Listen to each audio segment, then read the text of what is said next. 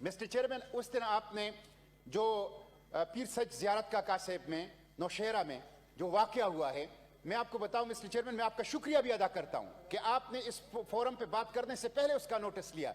लेकिन उस वाकये से पूरा खैबर पुख्तनख्वा, जो हुजनूर बच्ची है पीर सच जियारत का कासेब की, पूरा खैबर पुख्तनख्वा सोग में है। पूरा खैबर पुख्तनख्वा अभी तक सोग में है। अभी तक लोग स्पॉन्टेनियस खुद मुजाहिरे कर रहे हैं, अपनी नफरत का इजहार कर रहे हैं, अपनी गुस्से का इजहार कर रहे हैं।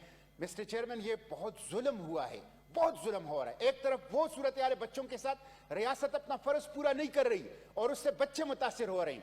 अगर 7 करोड़ बच्चे आपके वो स्टंटिंग और मेल न्यूट्रिशन का शिकार होंगे और वेस्टिंग का शिकार होंगे तो पाकिस्तान का मुस्तकबिल वो तारीख होगा।